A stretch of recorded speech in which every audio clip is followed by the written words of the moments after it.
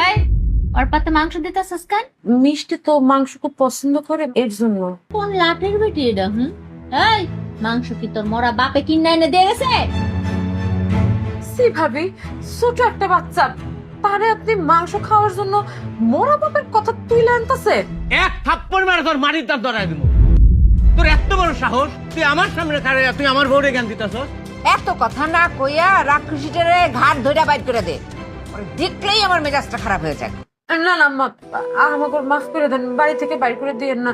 মিষ্টি আসলে বুঝতে পারে নাই তো। আম্মা, তুমি এখন ঝোল আর আলু দিয়ে খাও, পরে মুরগি যদি থাকে আমি তোমারে মাংস দিব। হ্যাঁ এই আমার কি ছোট লোকের বাচ্চার সাথে এক টেবিলে বসে খাইতে হইব? ভাবি, আপনার কোনো অধিকার নাই আমার মেয়েরা ছোট লোকের বাচ্চা বলার। ভুইলা যায় না, আপনাদের বংশের একমাত্র প্রদীপ হইতেছে আমার এই মেয়ে। ওই তোর মায়া শুধু তোর মায়া, তোর মায়া আমাকে বংশের কেউ না, বুঝছ? আর তুই কিসের জন্য আমাকে ডাইনিং টেবিলে ওরে বসাইছ? ওটা ওটা কইতেছে এখান থেকে। না, আমি যাব না। আমি মাংস দিয়ে ভাত খেয়ে তারপর যাব। দেখছেন না এই ডাইনির বাচ্চা ডাইনিটা কেমনে কথা কয়? এই বয়সে এইভাবে কথা কয়।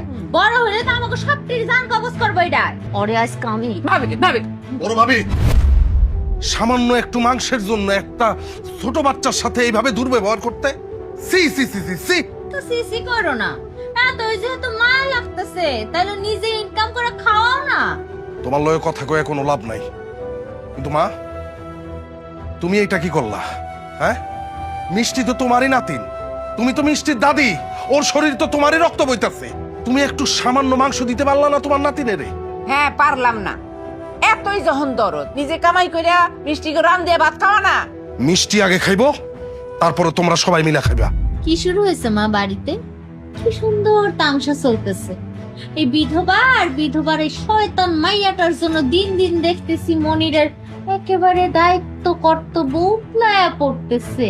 ওগো, আমার কাছে তো মনে হইতেছে রসায়নটা অন্যদিকে যাইতেছে। বড় ভাবি, এই গলা নামায় কথা কর। চিৎকার করে তুই সত্তরে কোনোদিন থাকতে পারবি না, বুঝছস? ভাবি, আল্লাহর দোহাই লাগে, আপনার যা ইচ্ছা আপনি তাই বলেন, কিন্তু আমার যে আর মনির রে জড়ায় কোনো হাসে কথা কইেন না। মিষ্টি আসো, তোমার খাইতে হইব না, আসো। মানুষ কতটা খারাপ হইতে পারে তোমার ঘরে না দেখলে আমার বিশ্বাস হইতো না। আমি কেমন মা, কেমন অভাগী মা।